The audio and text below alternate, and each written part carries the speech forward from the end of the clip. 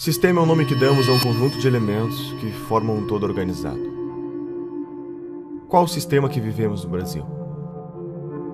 Você já pensou em como se organiza esse sistema e quem está no comando?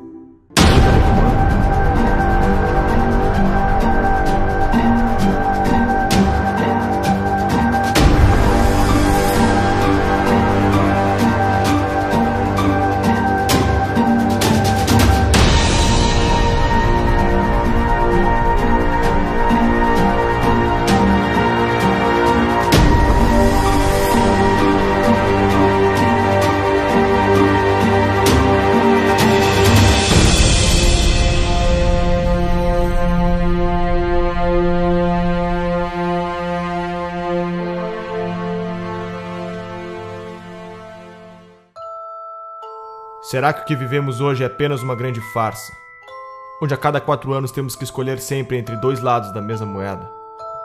Estaria todo o sistema político infectado com o mesmo vírus? A história da nova democracia brasileira se confunde com o crescimento dessas ideologias de esquerda. Pois os mesmos protagonistas que pautavam por esses ideais foram os que fundaram a nossa Constituição de 88, e são hoje os que estão à frente dos grandes partidos políticos no Brasil. Poder é fazer com que você seja obedecido, exercer sua autoridade por meio da influência ou da força. Existem 3 formas de exercer o poder em uma sociedade: o poder político-militar, o poder econômico e o poder intelectual. O que Marx propunha? Os marxistas, qual é o sonho dourado do marxista? Não é que não haja dominação, é inverter a classe dominante e a classe dominada. E para isso é preciso tomar o Estado por dentro. Espero que não tenha passado do point of no return, do estado de coisas além do qual é impossível voltar. Quando mais de 50% da população depende, inclusive economicamente, do Estado, quem votará para reduzir o Estado?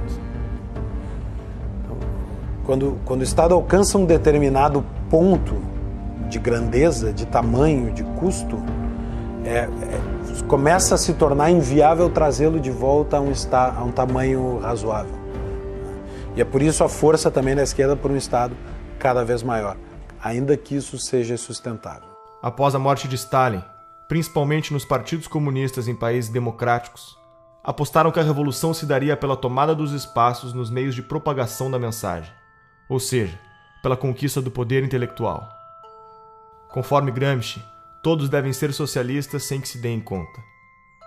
Para se conquistar o poder, deve-se primeiramente conquistar as mentes e os corações das pessoas.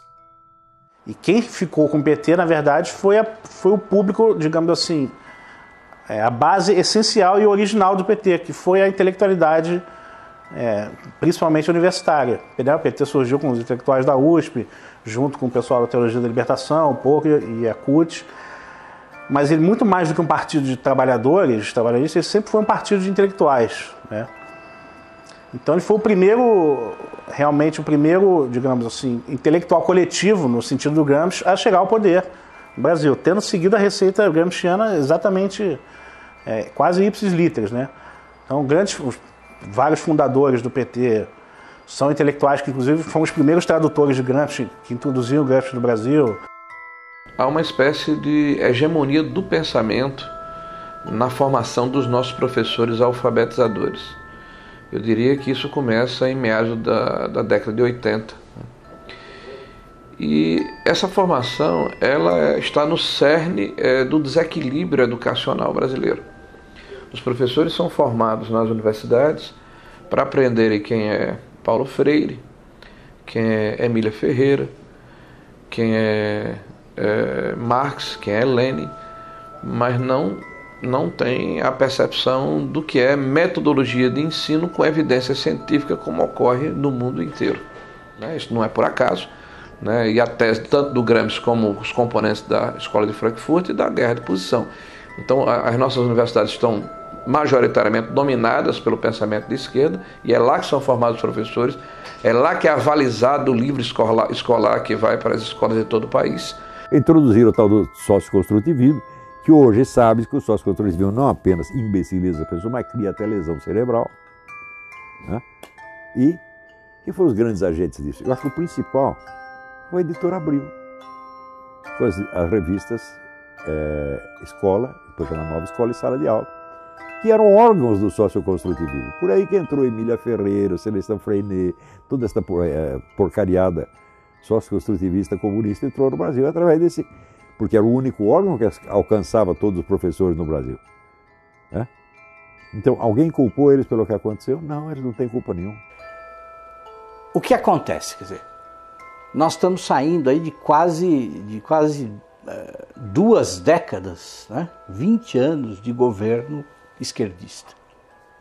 Né? Mais, né?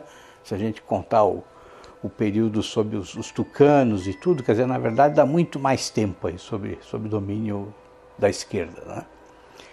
Então o que acontece? Quer dizer, nessas últimas décadas, o maior comprador de livros, né, do mercado editorial, né, quem foi? Foi o governo. Quer dizer, o governo, então, com as compras fenomenais que ele faz todos os anos para distribuir os livros paradidáticos nas escolas, quer dizer, ele se tornou a principal fonte de renda para muitas editoras. Né? Agora, tudo tem um preço. Né? Quer dizer, para o livro ser escolhido pelo governo, as editoras fazem, né, sugerem de maneira muito persuasiva aos escritores que eles escrevam dentro daquela pauta que é estabelecida pelo MEC. Né? Claro que o MEC oferece uma pauta. Né? Ele diz assim, olha, o livro para ser comprado precisa seguir este critério, e são critérios ideológicos. Você tem o gramscianismo aplicado ao mercado editorial muito semelhante ao mercado jornalístico, aos jornais, às revistas. O mesmo tipo de influência, de hegemonia. Você tem no mercado editorial 50 anos, pelo menos, de hegemonia da esquerda no mercado editorial. Isso significa que livros liberais, conservadores, são violentas exceções. Em 2008, a revista Veja publicou uma pesquisa que foi realizada pelo Instituto Census, que comprovou tudo aquilo que a gente já sabia, né? Que, de fato, as escolas, as universidades estão sendo usadas para fins políticos, de propaganda política e partidária. Essa pesquisa do Instituto Census, ela mostrou que 80% dos professores reconhecem que o seu discurso em sala de aula é politicamente engajado. Isso é um número impressionante e que corroborou uma pesquisa feita em 2004 pela Unesco. Então, os dados dessas duas pesquisas são convergentes e mostram que para 78% dos professores brasileiros na educação básica, a principal missão da escola é formar cidadãos. E para apenas 8% é transmitir conhecimento, transmitir as matérias aos estudantes. Essa pesquisa, tanto do Instituto Census como da Unesco, comprovaram essa percepção generalizada que existe de que, efetivamente, as escolas estão sendo usadas para fins de propaganda política, de doutrinação e propaganda política partidária. Professor de filosofia, concursado. O professor não pode agir em sala de aula como um militante. Ele é um servidor público, ele é um agente do Estado. Dia 22, a gente integra a paralisação do dia 22 de greve geral. E o Estado, de acordo com a Constituição Federal, o Estado brasileiro, ele é politicamente neutro. Existe a Constituição, prevê o princípio da neutralidade política, ideológica e religiosa do Estado. Então não cabe ao professor, no exercício das suas funções, fazer propaganda de partido político, por exemplo. E muito menos, ou também não lhe cabe, mobilizar os seus alunos, manobrar os seus alunos para que eles participem de um ato político, de uma manifestação a favor ou contra uma determinada corrente que disputa o poder na sociedade. Isso é ilegal, também por força da Constituição. Dos professores que estão formando nossos alunos, 86% veem Che Guevara de forma positiva e 65% veem Lênin de forma positiva. Que cidadãos são esses que estamos formando? Nós estamos vivendo um momento muito difícil na educação brasileira. Agora, com a Base Nacional Curricular Comum, eu particularmente estou assustado com os documentos que foram publicados pelo MEC. O primeiro documento era um panfleto doutrinário e um atraso pedagógico. O segundo é um panfleto doutrinário e um atraso pedagógico um pouco menor. Me parece que é um bode na sala, né? Se criar dificuldade para se gerar facilidade.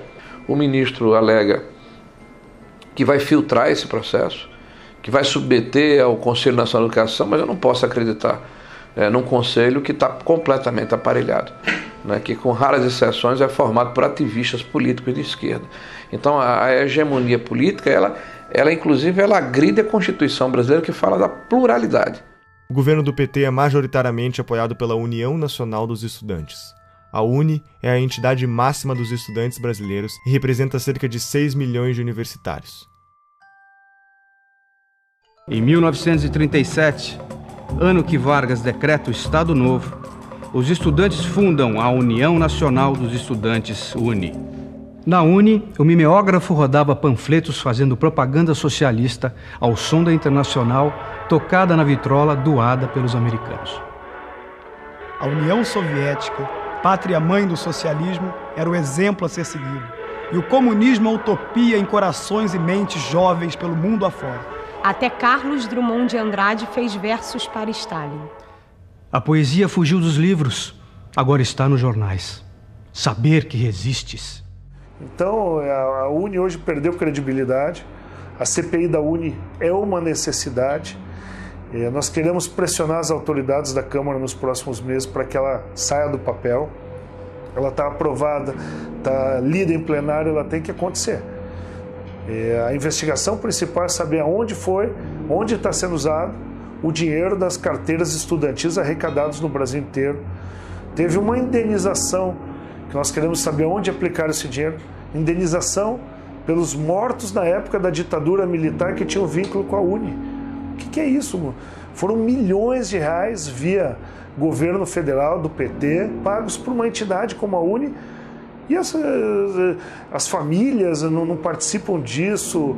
Existiram esses casos, não existiram, tem comprovação, não, fizeram uma indenização milionária. Nós queremos a CPI da UNE saber se esse dinheiro foi usado só para pagar ônibus, manifestantes que vinham aqui fazer protesto, ou seja, o governo aparelhou a UNE, a CUT, o MST com o dinheiro do governo para simular que eles tinham apoio popular para impedir o impeachment, aparelharam esses órgãos para virem aqui para contestar projetos de lei que poderiam investigar ou a criação de CPIs. E pode ter certeza, meu feeling é que uma CPI da UNE põe mais gente na cadeia. O movimento estudantil ele é um movimento autoritário, totalitário, truculento, violento, e ele não... Eu cheguei a escrever isso outro dia numa coluna na Folha. Você encontra mais debate em igreja evangélica do que na universidade. A universidade não tem nenhuma liberdade de debate, não há nenhuma possibilidade de você levantar qualquer posição contrária ao conjunto de professores que administram aquele espaço, certo? E, assim, há uma piora no sentido de que há mais jovens que chegam num discurso fechado, identificado com a esquerda, já na universidade. E quando eles chegam na universidade, então, se você estiver falando assim de um curso de humanas, onde tem várias disciplinas de humanas, eu diria que 80% ou 90% do conteúdo dado em sala de aula será de esquerda.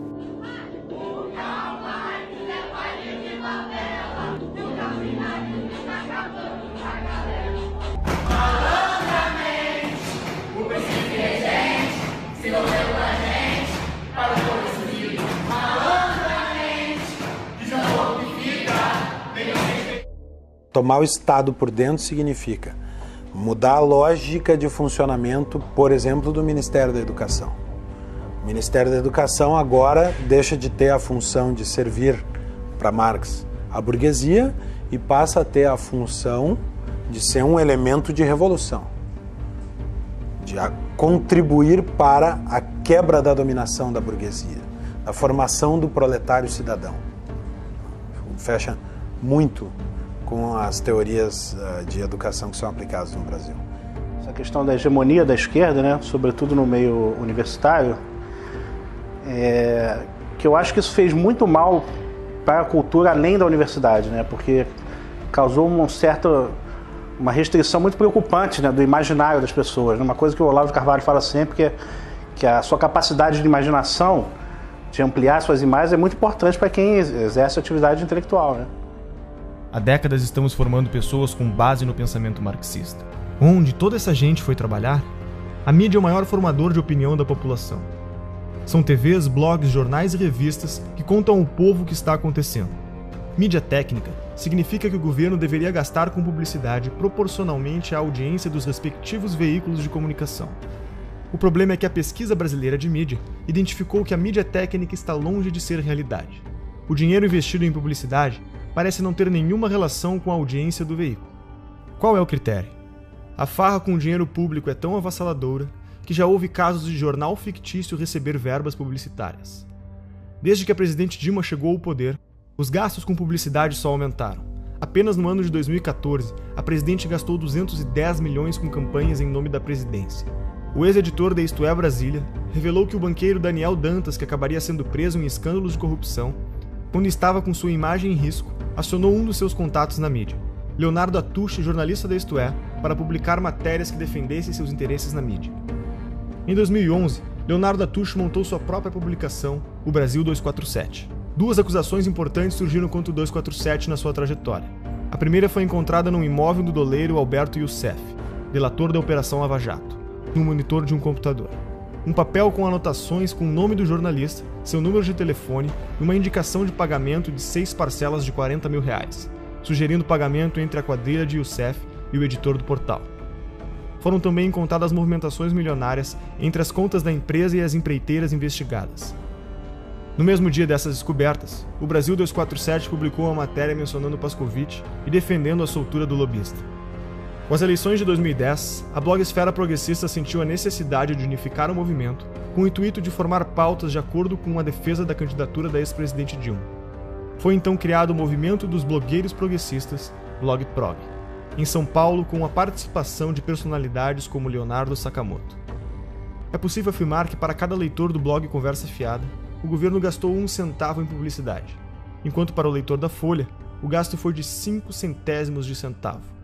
Em 2013, a revista Carta Capital recebeu quase 7 vezes mais investimentos por leitor que a revista Veja, Isto É e Época. Quem é Leonardo Sakamoto? Um dos membros da Blogprog. Sakamoto é um blogueiro militante que faz parte dos 54 replicadores da Agência Pública, uma organização que determina pautas para portais como a Carta Capital, Catraca Livre, Brasil Post, Sul 21 e muitos outros portais de notícias. Sakamoto recebeu da deputada Maria do Rosário do PT a autorização de repasse de R$546 mil às suas militâncias. A agência pública, conforme alega seu site, recebe como financiadores fundações estrangeiras como a Fundação Ford, Open Society Foundation, Oak Foundation, entre outras. O que são essas fundações? O que elas querem? A mídia é, junto com as empreiteiras do petrolão, o segmento mais corrupto que existe. E eu posso dizer isso porque minha cabeça rolou em todos os grandes veículos de comunicação. Em todos teve interferência política. Em todos. A imprensa constrói e destrói reputações. E constrói e destrói reputações não como um projeto longo. É conforme o que lhe convém. Quantas vezes nós vimos a imprensa mudar de lado, mas da forma mais descarada. Ela não diz mudei de lado. Ela simplesmente exalta uma figura aqui e depois destrói. Exalta outra figura ali e depois destrói. Me diga qual é a grande imprensa que não recebe dinheiro público, que não recebe dinheiro de governo federal, que não recebe dinheiro de estatal, que não recebe dinheiro de banco público, que não recebe dinheiro de governos estaduais e municipais. E muitas vezes a imprensa faz a política do achaque. Ah, não quer pagar? Então você vai ver. E aí bate. Denúncia, bate. Como é que funciona em geral? Né? Em geral, você faz uma reunião de pauta. Em geral, o editor-chefe, ou secretário de redação, né, ou diretor-geral, vem ali já com a linha editorial pronta, né, troca uma ideia, a pauta é essa, a pauta é aquela. Ó, você vai construir matéria nesse sentido. Então, você já recebe uma orientação. Ponto. Né? Aquilo vai voltar para a mão do editor. O editor vai corrigir, vai, às vezes, mudar todinha a sua matéria ou vai simplesmente derrubar. Existe muita muito pouca pergunta incômoda sendo feita no Brasil. E quando as perguntas incômodas são feitas, o jornalista é criticado. E por outro lado, muitas das perguntas que são feitas não são feitas para o devido esclarecimento das coisas, mas para estimular uma narrativa. Às vezes uma narrativa ideológica, na maioria das vezes uma narrativa ideológica. Em relação aos protestos que nós tivemos ao longo de 2015 e 2016 contra a Dilma Rousseff, contra o Lula, contra o PT, contra a esquerda, contra o esquema de poder que havia se montado no Brasil. A tentativa da imprensa era de vender a tese que estava sendo criada, né, nos grupos acadêmicos, nos centros partidários, nos diretórios de partido, de que na verdade se tratava de um bando de raivosos fascistas que queriam a volta dos militares para o poder. Fazendo uma reportagem sobre um mini protesto que havia ocorrido em favor do impeachment, ainda depois do dia 16 de março, a imagem da notícia era intervenção já. Ou seja, você tenta vender para a população uma coisa que não é. Isso se reflete na cultura.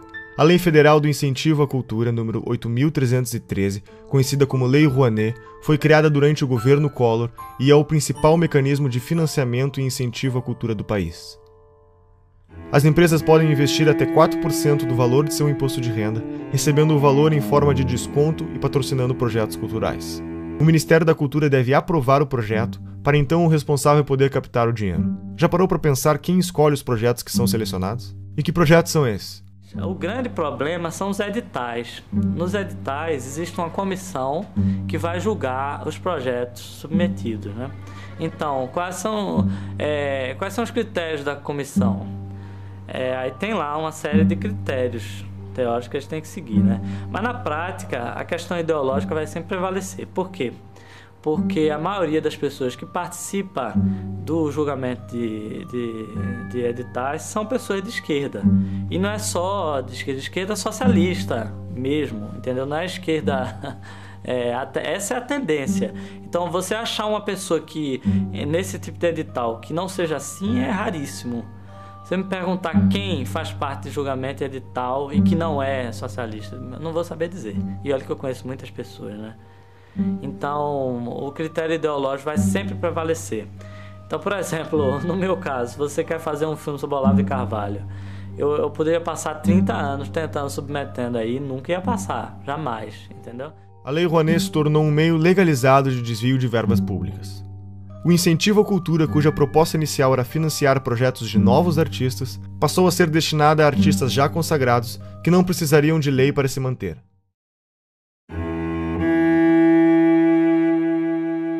Foi justamente na gestão do Gil que começou essa deformidade da Lei Rouanet. A Lei Rouanet já existia, mas essa coisa de beneficiar artista consagrado, artista tipo Ivete Sangalo, pessoas já com nome, já com anos de carreira, isso foi na gestão do Gil. Olha, a gente está para abrir aqui a CPI da Lei Rouanet, exatamente para chamar artistas que receberam dinheiro sem precisar da Lei Rouanet. Então, o que fica suspeito, para não dizer comprovado, é que a Lei Rouanet serviu para comprar essa classe artística. Dificilmente você vê um ator se posicionando contra o PT. Regina Duarte começou a bater duro, tomou uma geladeira na Globo. E diversos outros ou nada falam ou apoiam. Por exemplo, Luan Santana recebeu 4,5 milhões da Lei Rouanet. Será que ele precisa mesmo desse incentivo do governo para colocar adiante os seus shows? Será que um ingresso ali, que com certeza não é menos do que R$100 para um show dele, será que o ingresso do show dele já não é suficiente para ele se manter? E assim eles vão conseguindo comprar toda a classe artística. E traz muita gente a reboque. Quando um cantor fala alguma coisa, os seguidores dele, que são fanáticos por ele, adoram a música dele, adoram o trabalho dele no cinema e etc., eles não tendem a se confrontar com essa pessoa. Então é muito interessante para o governo ter essas pessoas ao seu lado. E aí já emenda no artista, já emenda logo intelectual também, intelectuais, artistas, e vão trazendo eles para cá. Exemplo notório, Wagner Moura ficava aí no exterior denunciando o golpe, o golpe, o golpe. Chega a ser uma infantilidade hoje em dia ficar batendo nessa tecla do golpe. Mas eles ficam a todo momento batendo em cima disso até que vire verdade. Porque eles querem colocar nos livros das escolas que houve um golpe em 2016 contra uma presidente eleita democraticamente. Os sistemas totalitários que nós tivemos no século XX, eles tiveram como principais fontes do ódio era a raça, a classe e agora o apartheid intelectual. Se você não é de esquerda, você é burro. São todos os donos do poder, todos esses, Chico Buarque, Caetano Veloso, Gilberto Gil, todos septuagenários. Todos detiveram esse poder cultural durante esses 50 anos. Não é uma questão apenas de que eles têm um poder político em 13. Isso o empresário tem que entender. Eles foram coronéis do Brasil durante esses 50 anos. A cultura, você tem um cinema novo, você tem a Semana de 22, você tem a Tropicália, você tem todas essas manifestações de cultura de esquerda, cacete. Um dos exemplos do enviesamento dos projetos apresentados pela Lei Rouanet é o filme sobre José Dirceu, um dos petistas envolvidos com o Mensalão, para o qual foi aprovado 1,5 milhões de reais. O deputado do PSOL, Jean Willis, também vai virar documentário. Será financiado por 842 mil reais do dinheiro público. O filme do Lula foi financiado em 12 milhões de reais, por empresas que entre elas constavam Camargo Correia, OAS e Odebrecht. Esses são apenas alguns dos exemplos do destino dos mais de 15 bilhões de reais investidos pelo PT através da Lei Rouanet. Na prática, o que vemos é que o dinheiro segue a ideologia. Na 10ª Mostra do Cinema e Direitos Humanos, o conteúdo deveria ser relacionado com um dos seguintes temas: população LGBT, população negra, população em situação de rua, combate à tortura, enfrentamento da homofobia, mulheres, participação política, direitos humanos e outras minorias. A maior parte do dinheiro vem das estatais. A Petrobras gastou mais de 400 milhões de reais na última década para aprovar projetos como o Projeto Pai e Filho, que conta a história de um homem aprisionado e oprimido pelo poder do pai que procura enfrentá-lo para quebrar a hierarquia da família. Já o Projeto Joelma conta a história da inadequação da mulher nascida no corpo de um homem, rompendo aspectos da sexualidade e do gênero. O rapper MC Guimê, que fatura mais de 300 mil reais por mês, teve autorização de captar via Lei Rouanet mais de 500 mil reais para a produção de um DVD.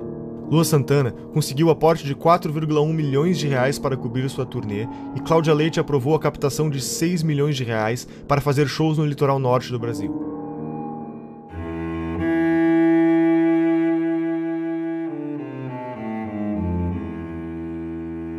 No referendo do dia 23, você vai decidir se é contra ou a favor da proibição do comércio de armas. Reagir com uma arma, muitas vezes, pode transformar a situação numa coisa muito pior. Existe hoje no país mais de 15 milhões de armas na mão de civis. Se bala resolvesse o problema, o Brasil seria um paraíso de segurança, né? Olha, tinha artista que pedia o desarmamento, mas andava de carro blindado e seguranças armados até os dentes. Aí é muito cômodo, né? E eu consegui, através das minhas entrevistas, desmascarar esse povo todo. O Ratinho, por exemplo, eu lembro quando eu fui lá debater no programa dele, antes de entrar no programa, eu dei uma volta nas imediações do estúdio e comprovei que o carro dele era blindado. Comprovei que ele tinha 3 seguranças armados. Ele não tinha o direito de defender o desarmamento do povo quando ele não precisava disso, né? Outra, a Angélica, para você chegar no condomínio dela, a 300 metros você não conseguia chegar. Segurança totalmente armada. Se você acredita que vestir uma camisa branca com a pombinha da paz vai salvar a sua vida, use. Mas se você acha que uma arma dentro da sua casa, se você conseguisse antecipar a ação do marginal, vai salvar a sua vida, ninguém pode te negar esse direito. E é isso que nós defendemos, o seu direito de escolha. Se você quer, cumprindo os requisitos, você tem direito garantido. Coisa que, infelizmente, o governo do PT retirou isso do povo brasileiro. A violência pode ser usada para o bem ou para o mal. É que nem arma. A esquerda adora falar que a arma mata. A gente está num país que a gente sabe que tem mais arma que habitante e que a segunda emenda, que é o direito de legítima defesa, é sagrado. Quando a gente vê a discussão de desarmamento, de Obama e companhia, não tem nada perto com o modelo brasileiro. O acesso do bandido às armas já se dá na ilegalidade. Quem segue a regra foi eu. Fui eu que passei por um processo ultra mega burocrático de 5 dias úteis, que você precisa esperar de background check aqui nos Estados Unidos. 5 dias úteis. Você vai lá, compra a tua arma, que aliás custa mais ou menos 1/4 do que custa no Brasil, 1/5. A arma no Brasil custa 4, 5 vezes mais caro. Você compra a arma, espera 5 diazinhos e vai lá buscar. Foi o processo burocrático que levou. E não tem nenhum custo de despachante, R$1.000 de licença para cá e para lá, não tem nada disso. Porque é um país que entende um direito básico do indivíduo de legítima defesa. Todos os países aonde surgiram os grandes ditadores, uma das primeiras providências dele foi desarmar o cidadão.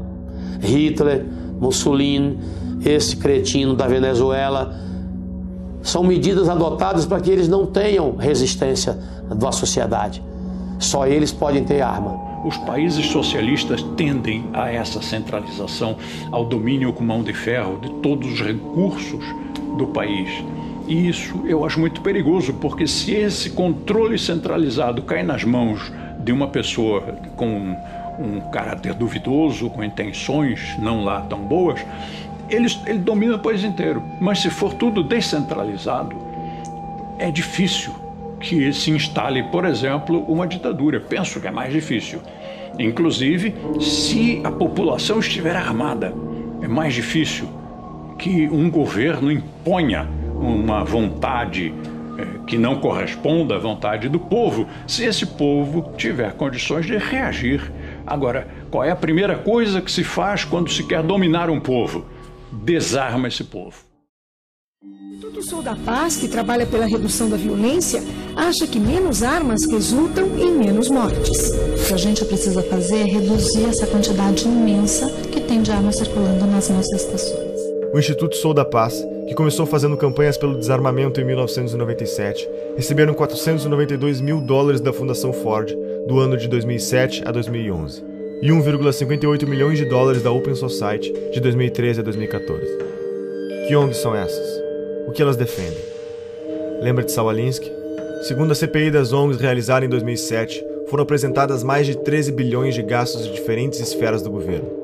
Para sindicatos foram repassados R$495.698.000. Segundo a CPI, 81 milhões foram encontrados sem justificativas de gasto. São centenas de milhões de reais todos os anos despejados nos cofres desses sindicatos que não prestam contas ao Tribunal de Contas, não prestam contas à Assembleia, prestam conta a eles mesmos. E tem mais, presidentes que passam 15, 20, 30 anos na presidência de um sindicato desse. É o estilo de Fidel Castro. Né? Eles cobram liberdade, democracia, alternância do poder, mas não praticam, porque eles são cretinos, porque eles são basofiadores, eles são pessoas que dizem, faça o que eu digo, não faça o que eu faço. Nilcea Freire foi a responsável por coordenar as operações da Ford Foundation no Brasil. Foi convidada por Lula para ser ministra da Secretaria de Políticas das Mulheres e também foi reitora da Universidade Estadual do Rio de Janeiro. Foram mais de 2 bilhões de reais investidos em ONGs com posicionamentos de esquerda. O coletivo Leila Diniz tem como definição realizar uma luta antissistêmica contra o capitalismo, o racismo e o patriarcado. Receberam $120 mil da Fundação Ford. Por exemplo, a doutrina de gênero, né, que é uma tese esdrúxula aí, que vem desde a escola de Frankfurt, de uma maneira muito forte, com o movimento feminista, né, de destruição da sociedade atual. Né, isso é uma tese muito bonita quando eles colocam assim para dourar a pílula, mas o que está por trás disso é um ovo de serpente, é um cavalo de Troia. Né? Eles querem destruir a família como um processo de transformação da sociedade e para criar não sei que mostrengo lá na frente. Né?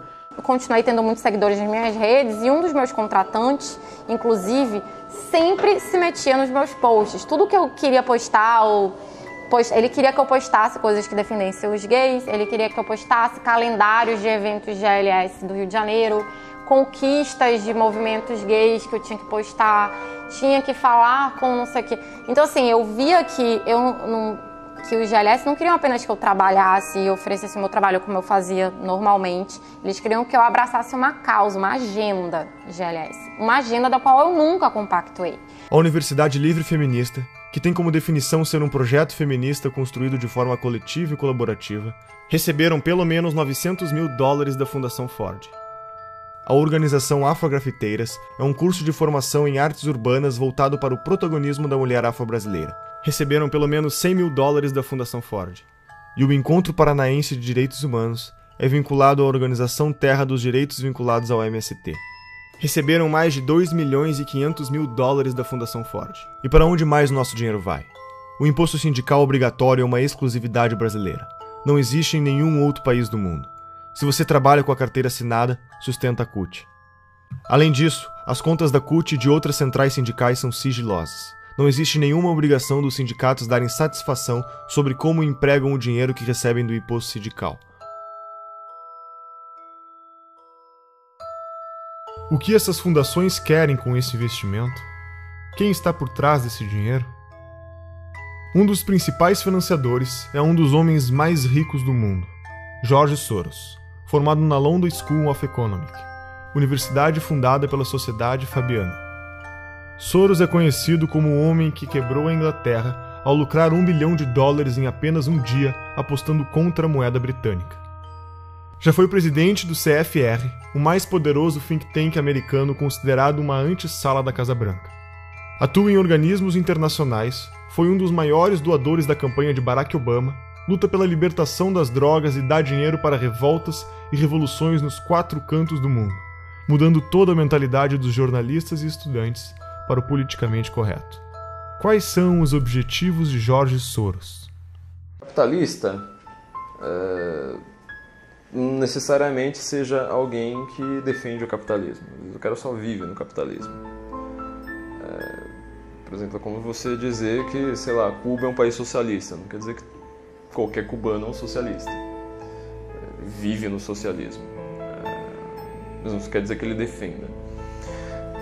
Grandes movimentos, como Occupy Wall Street, são financiados por gente como, por exemplo, a Fundação Bilderberg, Fundação Ford, George Soros, que eu comentei num podcast recente no meu site.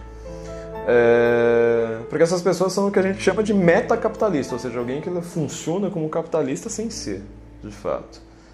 George Soros é um hiperinvestidor, cara que entende tudo do mercado. Por isso que até é uma bobagem que muita gente faz, tentar ficar ensinando leis de mercado achando que vai ir contra alguém. Bem, esses caras entendem mais de lei de mercado do que todos os liberais juntos. Eles são o mercado. Agora, ele não acredita naquele negócio, ele quer poder.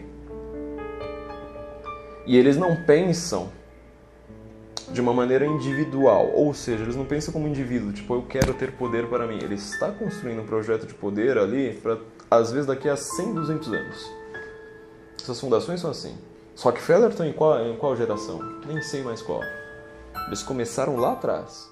Vivemos em um capitalismo debilitado, sufocado pelo governo, chamado em inglês de crony capitalism. O governo regula diversos mercados. Agências reguladoras como a Anatel não deixam você ter escolha no mercado de telefonia. E a Ancine define uma cota de conteúdo nacional nos cinemas e nos canais de TV por assinatura.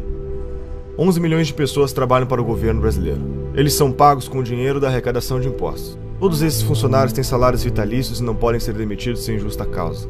Os nossos 513 deputados federais podem ter até 25 assessores. Contam com auxílio moradia, 14º, 15º salário e cotas de gastos parlamentares, que englobaram o auxílio paletó, uma ajuda de custo para comprar ternos que em 4 anos gastou 252 milhões de reais. E outros 600 mil cargos de confiança do governo. Esse mecanismo abre brechas para a corrupção ao criar um mercado de cargos, usado como moeda política em negociações de alianças partidárias. 1/4 dos funcionários em cargos de confiança eram filiados a um partido, e 80% deles era do PT. Todos os ministros do STF têm direito a motorista particular, o que não ocorre, por exemplo, na Suprema Corte Americana. Segundo o Portal da Transparência, só em São Paulo há 311 motoristas à disposição dos juízes. A Câmara Municipal tem 26 motoristas, 13 garçons, 7 auxiliares de cozinha, auxiliares de serviços odontológicos exclusivos, cirurgiões, dentistas, oftalmologistas, lubrificadores de veículos e vidraceiros. Isso são alguns exemplos de quem compõe o Estado brasileiro. Como resultado disso, grande parte da população tem como meta fazer parte do Estado passando em concursos públicos. Os gastos do governo federal, estaduais e municipais com o funcionalismo público somam 12% do PIB, totalizam 255,3 bilhões do dinheiro do povo em 2015. Tudo isso para serviços com índices de insatisfação elevado no Brasil. Nos últimos 13 meses, nossos governantes gastaram 544 bilhões a mais do que arrecadamos, 10% do PIB brasileiro. As maiores empresas estatais, como a Petrobras, Caixa Econômica Federal e tantas outras, apresentam prejuízo de 60 bilhões e escândalos de corrupção como o Petrolão, o escândalo dos Correios e outros tantos golpes citados pela Operação Lava Jato e pela história do Brasil. Acho que hoje em dia não resta a menor dúvida que a gente está numa atmosfera totalmente comunista. Né? As pessoas são comunistas. O comunismo tem anticorpo porque eles têm uma dialética que não se sustenta, então eles vão trocando de preferências. Agora, tem coisas importantes para a gente realçar aí. Você vê que a Rússia, que está fantasiada de ortodoxa de direita, está criando o maior exército do mundo com a China. Né? E dizem que essa aliança está por trás de todo esse Fórum de São Paulo. Que eles querem restituir a cortina de ferro com o Fórum de São Paulo. O Foro de São Paulo é a instituição que organiza a estratégia socialista na América Latina. Olha, a Internacional Comunista ela se reúne de tempos em tempos. Por exemplo, em 2005, se não me falha a memória, teve uma reunião em São Paulo e, inclusive, o líder do PSDB à época, o Aníbal Mendonça, ele era deputado ou senador, fez uma nota lamentando, né, que houve uma reunião da Internacional Socialista e não foi convidado o PSDB para fazer parte. E o pessoal ainda insiste em falar que o PSDB é um partido de direita. Não, o PSDB é um partido de centro-esquerda, são sociais-democratas. A esquerda nunca se preocupou muito em definir o que era a palavra, o que era cada palavra que ela estava usando. Na verdade, existia muito essa ambição de você ser contra alguma coisa, de você unir todo mundo, e estamos juntos nisso contra alguma coisa, então estamos no caminho certo. Né? Só que eles não diziam exatamente para onde que estavam indo e iam causando uma série de tumultos pelo caminho. Então estavam vendendo um futuro hipotético em nome do qual todas as ações no presente seriam justificadas. Aquilo foi muito fácil de entender e de aplicar aqui no Brasil, porque o debate público estava cheio desse pessoal propondo isso. E eu lembro quando tivemos a ideia de construir o Fórum de São Paulo. E aí veio a ideia, conversando com os companheiros cubanos no primeiro momento, de fazermos uma reunião da esquerda latino-americana. Antes que muitos latinos-americanos conhecem Paulo Freire, e ele dizia,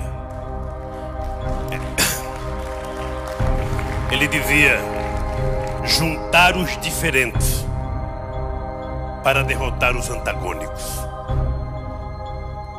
E nós, que uma das forças políticas que mais contribuiu para que nós chegássemos a construir o que nós construímos, foram os companheiros do Partido Comunista Cubano, que sempre tiveram paciência e experiência de nos ajudar. Não, fala-se, eu não acredito nisso, mas eu quero colocar isso na entrevista, de uma aliança, de um eixo Chaves, Fidel e Lula. Ô Boris, você sabe que isso é no mínimo uma piada de mau gosto, claro. E eu te aconselho até não repetir isso no vídeo. Violou, 10 anos atrás, você podia prever, por exemplo, uma América Latina assim: Fidel, Chávez, Morales, Bachelet, Correa, quem mais? Todos de esquerda na América do Sul. Você podia prever que isso ia acontecer? Prever não, mas nós já lutávamos por isso e já trabalhávamos por isso, inclusive porque nós criamos o Fórum de São Paulo, que lutava para isso. Depois criamos ainda o Grupo de Marbella, que é o nome da cidade, do hotel onde nós fomos no Chile, que se reuniu. Todos depois foram eleitos presidente da República. Todos foram.